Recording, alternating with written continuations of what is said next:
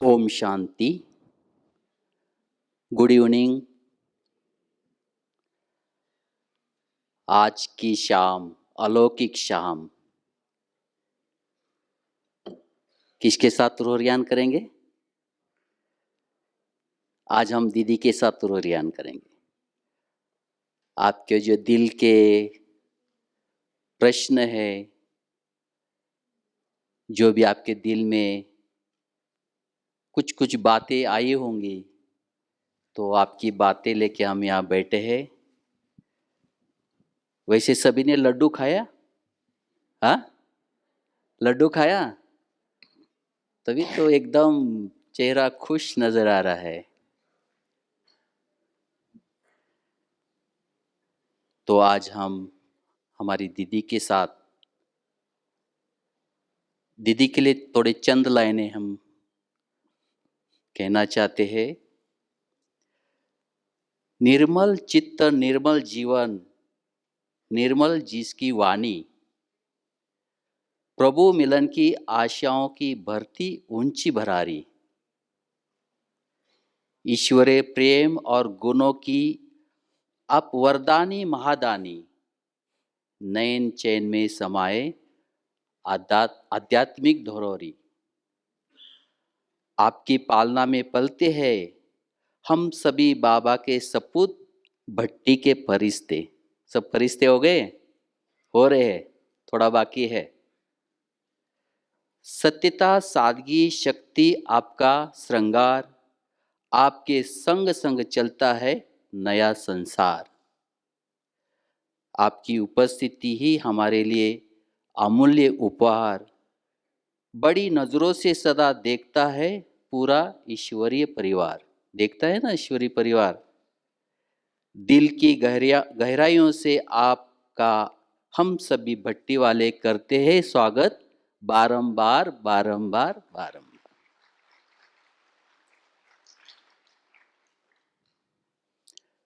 तो आप सभी बहुत ही उमंग में बैठे हैं कि दीदी जी आज क्या सुनाने वाले हैं। लेकिन सबसे पहले मैं ये बताना चाहता हूँ, दीदी जी की पहली मुलाकात या पहला जो दर्शन हुआ मेरा 1985। हम प्रकाशमणि दादी जी के साथ मधुबन निवासी अहमदाबाद गए थे और वापसी में खेड़ ब्रह्मा में एक सेंटर का फाउंडेशन स्टोन दादी जी के द्वारा रखना था। और उस समय सारी दीदियाँ, जैसे मोहिनी दीदी है, जयंती दीदी है, हमारी निर्मला दीदी है, तो उस समय जब फाउंडेशन स्टोन रख रहे थे तो उस समय एक थैला था और उस समय दादी जी ने सबसे पहले उसमें सहयोग दिया और कहा गुड़ जाने गुड़ की गोतड़ी जाने। तो पहली बार वो मैंने शब्द सुना था और उस समय दीदी ने कहा निर्मला ऐसे करके बोला और दीदी के तरफ इशारा किया। तब देखा कि यही हमारी दीदी है। और उस समय तो दीदी कितने 35 साल पहले की बात है, एकदम वाइट वाइट कपड़े, वाइट पर्स, घड़ी वाइट। तो दीदी को मैंने पहली बार देखा था उस समय।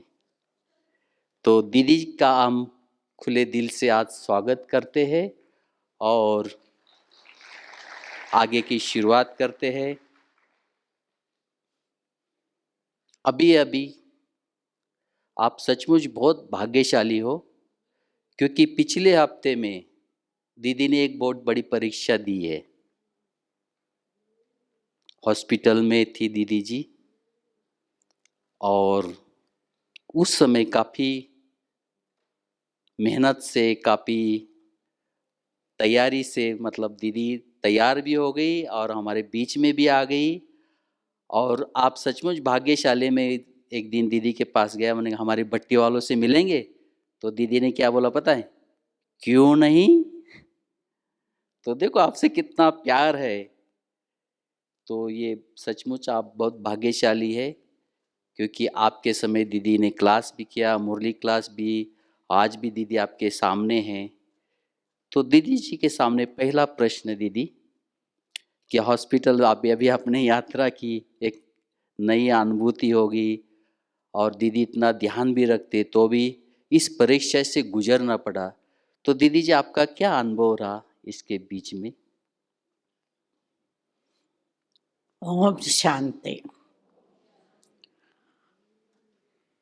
इस बारी जो हॉस्पिटल में जाना हुआ तो ये तो बहुत छोटी परीक्षा थी, क्योंकि उसके पहले हमने 2 बड़ी परीक्षा पास की। 2011 में हमको गलनबरी सिंड्रोम, जो लाखों में से 1-2 केसेस होते हैं, ये हुआ। और उस समय तो जैसे हमारा हाथ पांव सब चलता नहीं था, पैरालिसिस हो गया था नर्व मसल का। तो उस समय तो बड़ी परीक्षा थी, क्योंकि हमको आईसीयू में भी थाईलैंड में बीमार हुई और उन्हों को तो मालूम ही नहीं पड़ा कि ये बीमारी क्या है। फिर बम्बई में आकर ये बीमारी का पता लगा कि ये क्या बीमारी है। तो क्या है कि इस बारी तो 5 दिन रहना पड़ा और कोरोना नेगेटिव आ गया था। तब तक पॉजिटिव था तो हॉस्पिटल में नहीं रखा, क्योंकि हॉस्पिटल में उनको एक भी कोरोना पेशेंट नहीं रखना था। तो बाद में जब टेस्ट कराए तो कोरोना नेगेटिव आया, परंतु थोड़ा इन्फेक्शन था लंग में और थ्रोट में, तो इसलिए भर्ती किया। तो हमारी तो रूटीन चालू रही, क्योंकि जैसे 7 बजे मुरली पढ़नी है और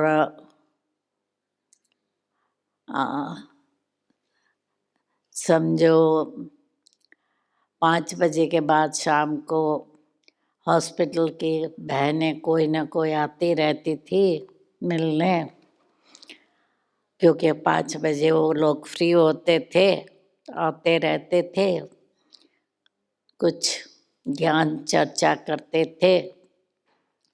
बाकी दिन में तो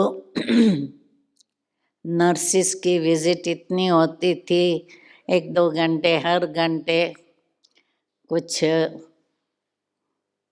दवाई देनी है, इंजेक्शन देना है, कुछ ब्लड प्रेशर चेक करना है, तो नर्सिस की विजिट होती रही। बाकी अच्छा आराम किया, क्योंकि जब से कोरोना हुआ तब से थोड़ा ज़्यादा आराम करती थी। दिन में 3-4 घंटा आराम करती थी और रात को भी 7 घंटे आराम करती हूँ। तो इसलिए आराम भी किया, हमारे ईमेल भी जवाब देती रही, क्योंकि रोज़ के 10-15 ईमेल और WhatsApp message get well soon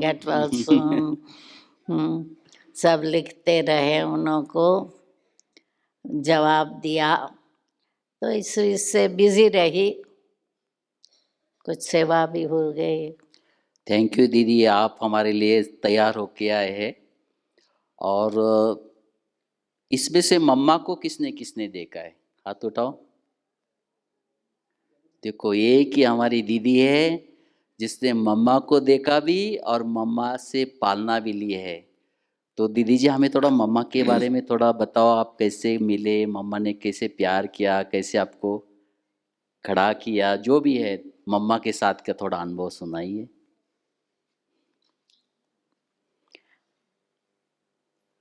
मम्मा बम्बई में 9 मास रही, तो मम्मा को 2 मास हुआ होगा और उषा रमेश जो मुंबई में थे, उषा हमारी क्लास में थी, फर्स्ट ईयर इंटर में, साइंस हमने साथ में किया। तब से हमारी फ्रेंडशिप थी 1955 से।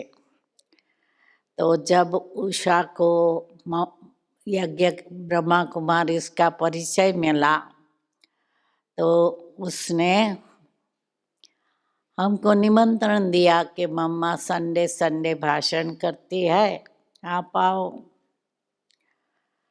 तो पहले तो मैंने इतना ध्यान नहीं दिया, फिर उसने एक दिन फ्राइडे या सैटरडे फ़ोन किया कि ये संडे क्या करती हो। तो मैं उस संडे फ्री थी, हॉस्पिटल में काम करती थी, तो संडे हमारा फ्री था। क्या है कि मैं हॉस्पिटल में भाईखला में काम करती थी और हमारा लौकिक घर था कांदीवली में। तो जब छुट्टी होती है संडे की तो घर जाती थी, पर उस संडे जैसे हम इमरजेंसी ड्यूटी पर थे तो इसलिए गई नहीं थी, पर शाम को 2 घंटा छुट्टी थी तो मैं मम्मा के प्रवचन में गई। और मम्मा के प्रवचन के पहले थोड़ा पहुंची थी तो वहाँ निर्मल शांता दादी थी, वो हम जो 5-6 जल्दी गए थे उनके साथ बैठकर बात कर रही थी कि ये कैसे हम को 5 विकार छोड़ने हैं आदि आदि। फिर मम्मा का प्रवचन पूरा हुआ तो उषा ने मुझे पूछा, तुम कोर्स करेंगी? तो मैंने कहा ठीक है। तो कल से सोमवार से मैंने कोर्स शुरू किया। 7 दिन के कोर्स के बाद फिर दूसरे संडे मम्मा से मिलाया तो मम्मा बहुत धीर गंभीर मीठी और ऑफिशियल थी, जो बात करता था उसी का ही जवाब देना जैसे। तो हमने मम्मा से पूछा, मम्मा, पहले तो कहा कि मम्मा मेरी टीचर जा रही है, क्योंकि मुझे कोर्स कराया मुझे दादी जो पटना में थी। तो कोर्स कराकर आते थे, जब मम्मा होती थी तो किसी न किसी सीनियर सिस्टर को ब्रह्मा बाबा भेजता था, जाओ मम्मा से भी मिल के आओ, रिफ्रेश हो के आओ, बम्बई भी देख कर आओ। तो कुंज दादी आई थी और वो जा रही थी। मम्मा ने कहा कोई बात नहीं निर्मल शांता, तुमको देखेंगे। तो फिर मुझे पूछा कि कोई सवाल है? तो मैंने कहा मम्मा, जब कृष्ण था सतो प्रधान और क्राइस्ट का भी पहला जन्म सतो प्रधान था, तो उन दोनों में क्या अंतर? तो मम्मा ने समझाया कि क्राइस्ट जन्म से सतो प्रधान नहीं था, इसलिए उसका बचपन का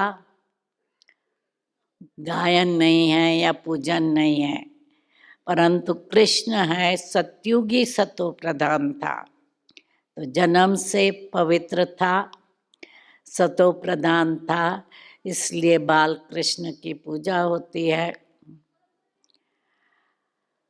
फिर कुछ मास के बाद उषा के घर मम्मा रही थी, तो उषा ने मम्मा के साथ भोजन करने बुलाया था। तो भोजन के पहले एक भाई था यूपी का, कानपुर का, उससे हम बात कर रही थी। तो उसको हमने पूछा कि भाई चक्कर रिपीट कैसे होता है हर 5000 वर्ष बाद, उसका क्या प्रूफ। और शिव बाबा को तो हम मानती हूँ, पर ब्रह्मा के तन में आकर कैसे वो ज्ञान देते हैं, वो कैसे माने। फिर उसने भी समझाया और उसने अपना जीवन का बताया कि वो कुमार था, पांडव भवन में रहता था और अपनी सारी कमाई वो यज्ञ में देता था और फिर यज्ञ से उसका खर्चा होता था। तो मैंने उस समय निर्णय किया कि मेरी कमाई का मैं 90% नेशनल डिफेंस फंड में देती थी। तो मैंने कहा कि अभी मैं उसमें से 80% बाबा के यज्ञ में देंगी और 10% मैं नेशनल डिफेंस फंड में देंगी और 5% अपने पास रखेंगे। और मम्मा से पूछा कि मम्मा मेरा विचार नहीं है मेडिकल प्रैक्टिस करने का, मैं चाहती हूँ कि इसी सेवा में लग जाऊँ। तो मम्मा ने कहा नहीं, तुम जब ब्रह्मा बाबा से मिलो ना तब पूछना क्या करना है। मतलब मम्मा कोशिश करके ऐसे मुख्य डिसीजन नहीं लेती थी। बाकी मम्मा की मुरलियाँ मैं सिर्फ संडे सुनने जाती थी, क्योंकि हमारा जॉब ऐसा था सिर्फ शाम को 2 घंटा छुट्टी मिलती थी और मम्मा सवेरे क्लास कराती थी। परंतु मम्मा की मुरली में से हमको 2 बात अभी याद है कि मम्मा ने कहा कि देखो किसी की बुराई को नहीं देखना है। जैसे कोई है अपनी घर की सफाई करता है, तो इंडिया में क्या करते, घर तो सफाई करते, आंगन सफाई करके गेट के बाहर कचरा फेंक देते हैं, तो बाजू वाले अपने घर में नहीं लाते हैं। इसी रीत से हर एक अपनी बुराई फेंकना चाहते हैं, वो फेंकना चाहते हैं। आप देखेंगे, उसके बारे में सोचेंगे तो आप में बुराई आ जाएंगे। इसलिए किसी की बुराई देखनी नहीं है। दूसरा मम्मा कहती थी कि आपको कुछ बात अच्छी नहीं लगती है तो आप क्या करते हो, जिसको सुनाते हो, अपने फ्रेंड्स को सुनाएंगे कि ये है, ये ऐसा है, ऐसा है, वो वैसा है, आदि आदि। अब आप उनका मन खराब कर देंगे। जैसे उल्टी करनी होती है, किसी को उल्टी आती है तो क्या करेंगे, बाथरूम में जाकर वॉश बेसिन में या तो फ्लश कर देंगे। वो रास्ते में भी होंगे ना तो एक साइड पर जाकर उल्टी करेंगे, नहीं तो क्या होगा, जो वहाँ से पसार होगा उसको अच्छा नहीं लगेगा। उस उल्टी पर मक्खी बैठेंगी, वो मक्खी किसी के खाने पर बैठेंगी तो क्या होगा, सब बीमार हो जाएंगे। इसी रीत से आपको कुछ उल्टी सिल्टी बातें करनी है तो इधर उधर नहीं करो, नहीं तो वो भी बीमार हो जाएंगे। परंतु आप सीनियर से बताओ, उससे राय लो और अपनी ट्रीटमेंट करो। जैसे उल्टी होती है तो डॉक्टर से ट्रीटमेंट करते हैं, ऐसे सीनियर सिस्टर से बात करके अपनी जो भी इधर उधर की बातें हैं वो करो। थैंक यू दीदी। देखो दीदी जी ने कितना शॉर्ट में और सहज रूप से बताया। वैसे हमारे आदरणीय जगदीश भ्राता जी बताते थे कि हम तो ठेके पे दिए हुए मटके हैं, लेकिन इन महान आत्मा को मम्मा बाबा ने सींचा है, मम्मा बाबा ने तैयार किया है। तो बहुत भाग्यशाली दीदी हमारी कि जिन्होंने मम्मा की पालना, मम्मा जैसी टीचर मिली। दीदी जी दूसरा प्रश्न है कि आप बाबा के बारे में तो आप बहुत सुना होगा वहाँ भी, लेकिन बाबा के समक्ष पहली बार जब आए थे तो आपको कैसे क्या अनुभव हुआ था ब्रह्मा बाबा के सामने? क्योंकि आप तो मधुबन में आए होंगे, तो वो अनुभव थोड़ा शॉर्ट में 2 मिनट में सुनाइए।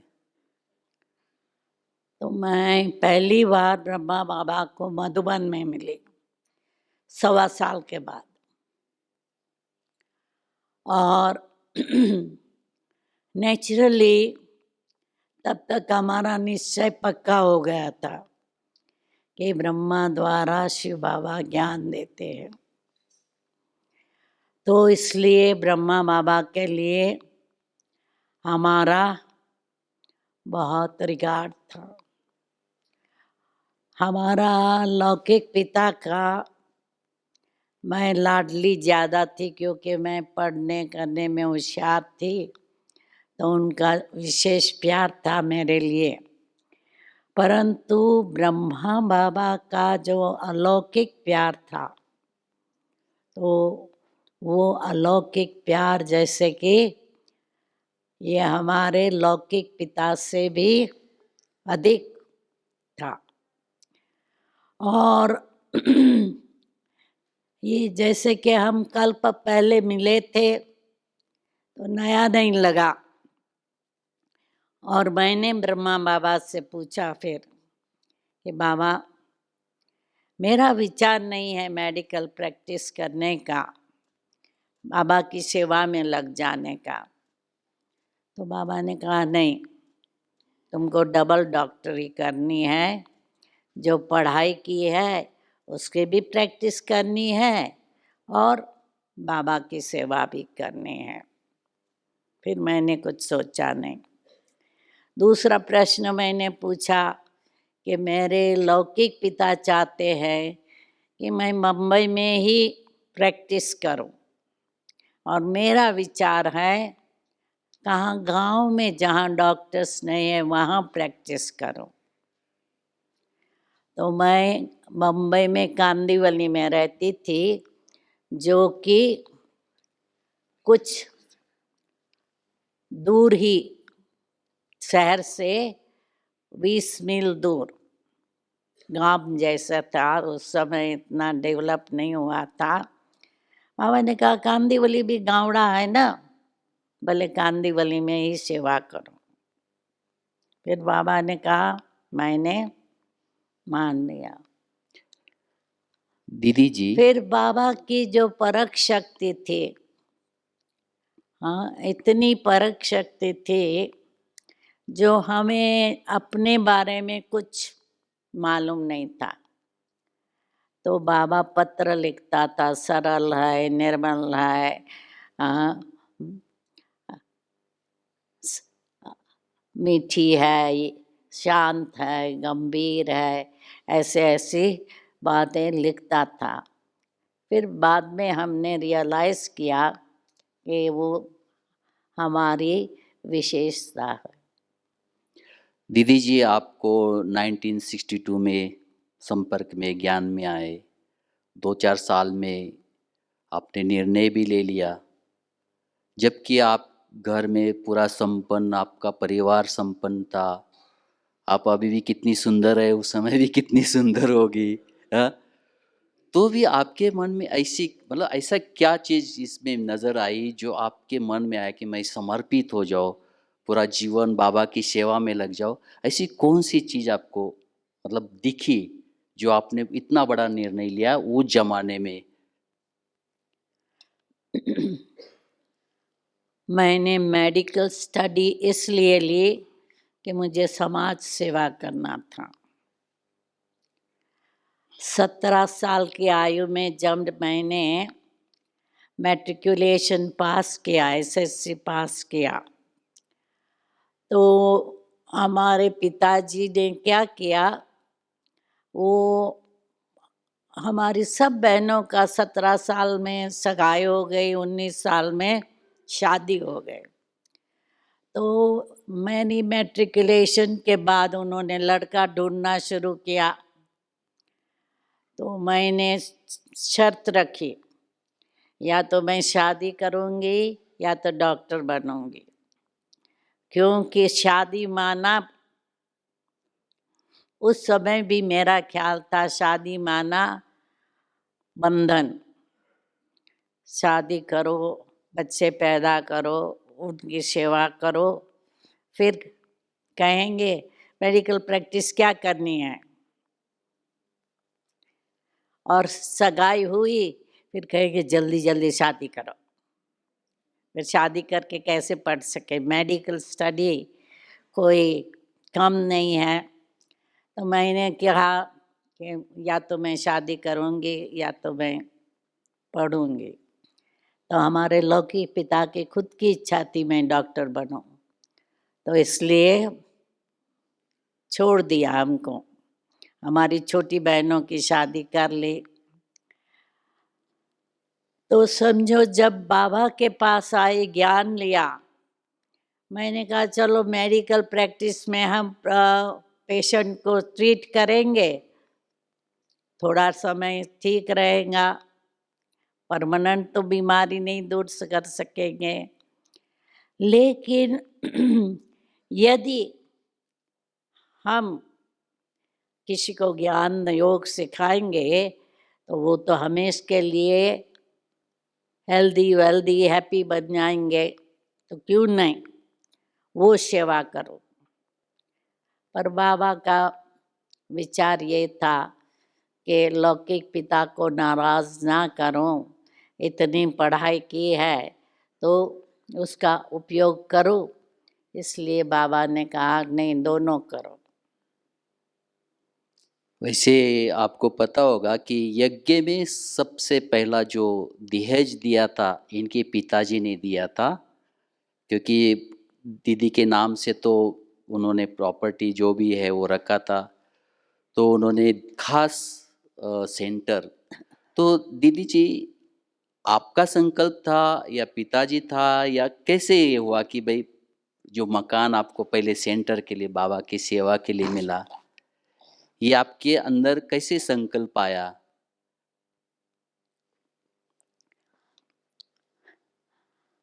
तो हमारा लौकिक पिता बिजनेसमैन था, तो उसको उन्होंने क्या किया कि बिजनेस में टैक्स बचाने के लिए सब लड़की लड़के पोते तक उनको अपना पार्टनर बनाया, शेयर होल्डर।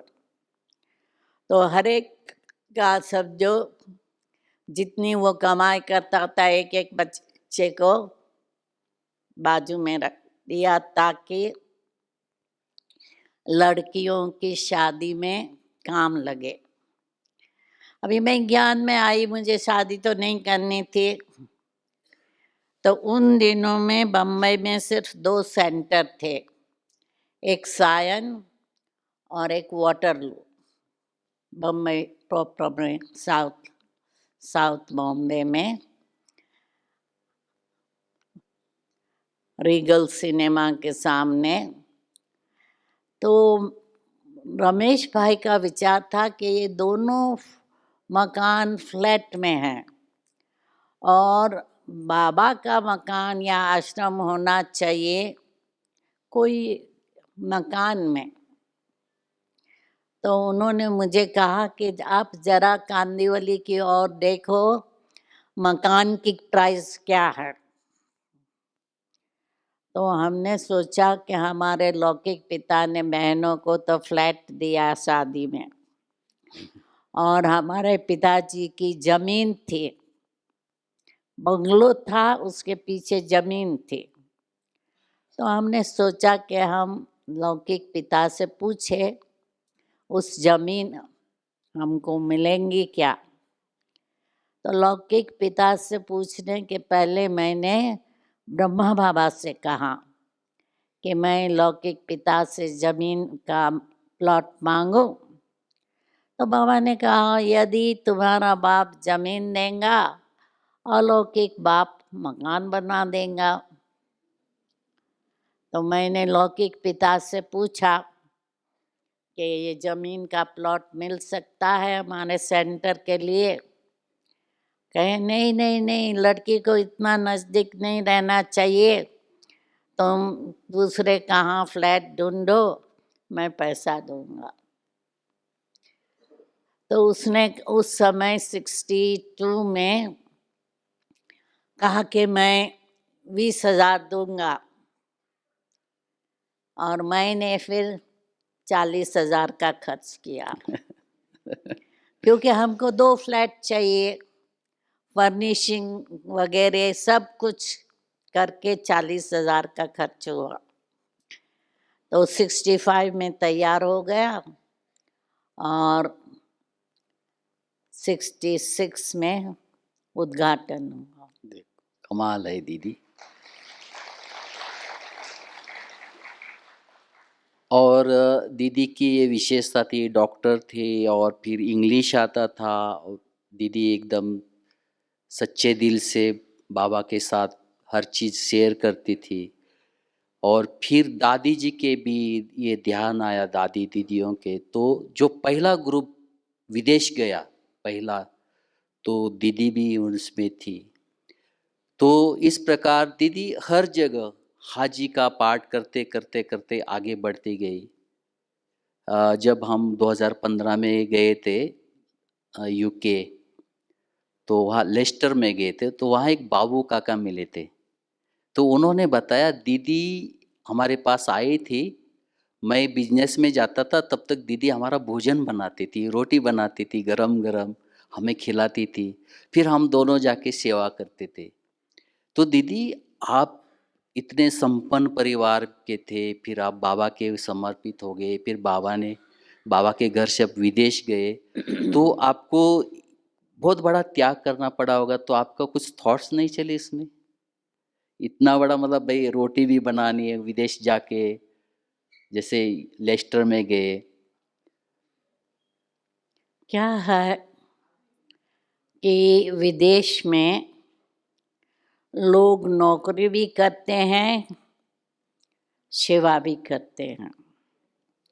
और मैं जहाँ भी गई, नौकरी तो करनी नहीं थी, सेवा में सवेरे मुरली सुनाई, फिर कभी का कोई आया गया, कोर्स कराया, परंतु इतना तो बिजी नहीं रहते हैं।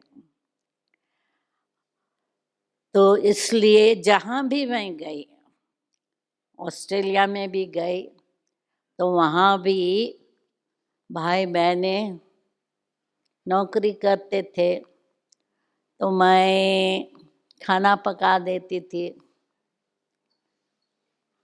और उन्हों को यदि, क्योंकि उन्हों को आदत नहीं है दाल चावल रोटी सब्जी खाने की दोनों टाइम, तो कोई बार वो लोग भी खाना पकाते थे। बाकी लेस्टर में तो गुजराती ही थे, तो वो तो दाल चावल रोटी सब्जी खाते ही थे। तो इसलिए ये भी सेवा है ना। जैसे बाबा ने अभी अभी मुरली में बताया कि बोली दादी कभी क्लास नहीं कराती थी, भाषण नहीं कराती थी, परंतु इतनी सेवा करती थी जो सभी प्यार से उसको याद करते हैं, बाबा भी याद करते हैं। दीदी जी, आप सभी को पता होगा मुरली में आता है निर्मल आश्रम, कौन है वो?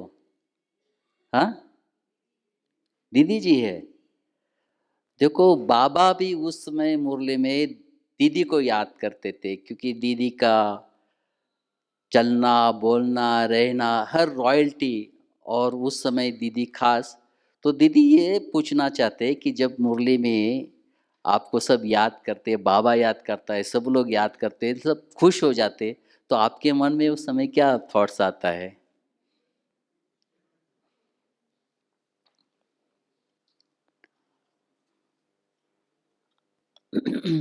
मैं साक्षी बनकर सुनती रही और मेरे से ज़्यादा नशा स्टूडेंट्स को होता था, क्योंकि वो जब भी बाबा ने हमको स्टेज पर बुलाकर माथे पर हाथ दिया तो मैं तो जैसे साधारण बात है ऐसे समझ कर चली, पर हमारे स्टूडेंट हैं यहाँ ज्ञान सरोवर वाले भाई कहते हैं हमको तो बहुत नशा चढ़ गया कि हमारी दीदी को बाबा ने आशीर्वाद दिया। पता है इतनी बड़ी सभा थी, और सभा के बीच में अचानक बाबा ने दीदी को बुलाया इधर सिर पे। तो ऐसा पहली बार हुआ दीदी कि मुरली लास्ट में तो बहुत सब मिलने जाते हैं, लेकिन दीदी को बीच में उठाया और दीदी के सिर पे। तो दीदी उस समय आप क्या तकलीफ में थी, कुछ प्रॉब्लम था, ऐसे क्यों बाबा ने आपको क्या कुछ ऐसे विशेष, या आपने कुछ थॉट्स किया था उस समय कि कुछ तो हुआ होगा, कनेक्शन तो हुआ होगा ना कुछ तो, कि इतने हजारों लोगों में से आपको ही उठाया? वही पहले तो मुझे मैं समझ में नहीं आया कि मुझे स्टेज पर जाना है, हाँ, वो बार बार दीदी दीदी आपको करके बुला रहे थे। हाँ। तो मैंने मोहिनी बहन बाजू में बैठी थी, मैंने कहा क्या कहते हैं मुझे जाना है क्या स्टेज पर? तो मोहिनी बहन कहती है हाँ जाओ स्टेज पर। दूसरी बात, जैसे दादी जी की भी बहुत पालना मिली है आपको, और दादी जी ने आपको एक टाइटल दिया था। क्या टाइटल दिया था? तुम शेरनी हो। तो ये कब मिला टाइटल आपको शेरनी का? क्या है कि शुरू शुरू में जब मैं ऑस्ट्रेलिया थी, ऑस्ट्रेलिया से न्यूजीलैंड सेवा में गई, तो न्यूजीलैंड में उस समय कोई सेंटर नहीं था, कोई ब्राह्मण नहीं थे, तो मैं संपर्क वाले कोई न कोई परिवार में रहती थी। तो जब एक परिवार में मैं थी तो क्या है कि परिवार में वो भाई था वो ज्ञान में पक्का रहा, पर बहन थी वो थोड़ी ज्ञान में नहीं आई, उसकी पत्नी। तो इसलिए मुझे थोड़ा फील होता था कि मैं अकेली यहाँ ऐसे आई हूँ।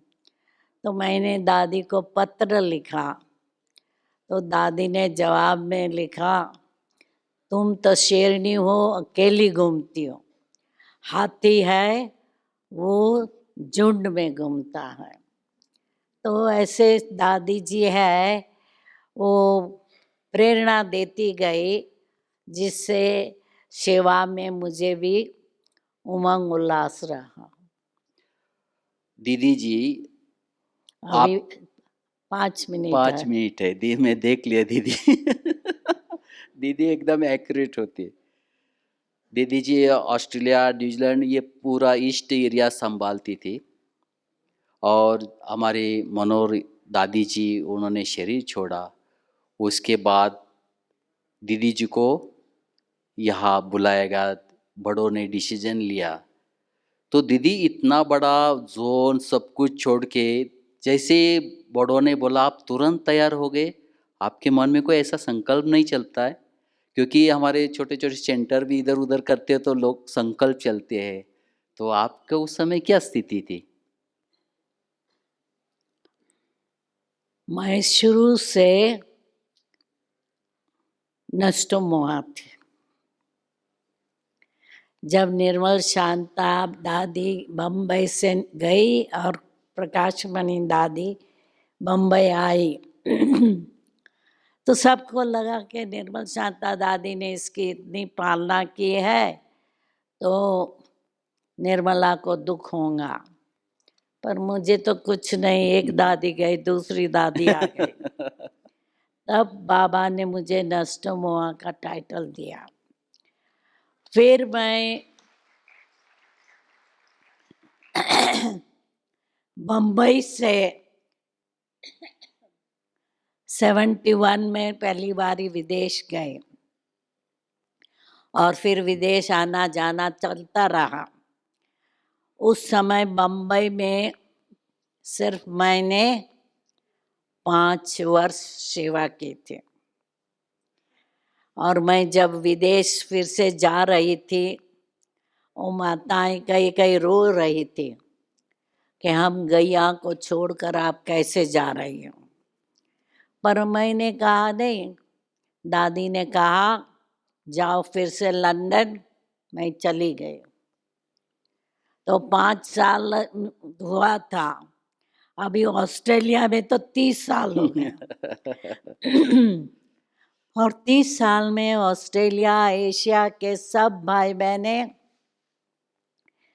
बिल्कुल तैयार हो गए थे। इसलिए दादी जानकी ने पहले चार्ली को पूछा कि हम बुलाना चाहते हैं, बुलावें? चार्ली ने कहा भले जावे। वो भी नष्ट हुआ। और हमने भी कहा अभी ये लोग तो सब तैयार है, मुझे क्यों वहाँ बैठे रहना। तो इसलिए जरा भी संकल्प नहीं चला। मुझे याद है कि जब हम दीदी के पास गए थे, दीदी को एक टाइटल मिला नया, दीदी अतिरिक्त मुख्य प्रशासिका। तो हम गुलदस्ता लेके गए, तो दीदी ने लिया और रख दिया जैसे कुछ हुआ ही नहीं। तो मतलब ये था कि भाई कोई भी परिस्थिति में दीदी एकदम उसी स्थिति में, नॉर्मल स्थिति में रहती। ये अब कई बार हमें कारोबार के समय भी जाना पड़ता है। दीदी ये लास्ट का सामने वालों से क्वेश्चन है कि अमृत वाला पावरफुल कैसे करें, उसके बाद हम क्लोज करेंगे। मेन बात है, जबकि हमें मालूम है कि ये टाइम है सबसे अच्छा कमाई करने का, इसलिए अपना दृढ़ संकल्प हो कि मुझे कमाई करनी ही है। तो सोते समय भी बाबा को प्रॉमिस करके सोना है कि हाँ हम सवेरे उठकर बाबा आपको मिलेंगे। जैसे मम्मा की बात है, मम्मा मुंबई में थी, रमेश भाई के घर रहती थी। तो एक मिनिस्टर मिलने आया और वो मिनिस्टर 12 बजे गया और मम्मा उस अपने नियम अनुसार 2:30-3 बजे उठ गई। तो मम्मा को रमेश भाई ने कहा कि आप इतना देरी से सोई और इतना जल्दी उठ गई। तो मम्मा ने कहा ये तो मेरा पीयू से मिलने का टाइम है, मैं कैसे मिस कर सकती हूँ।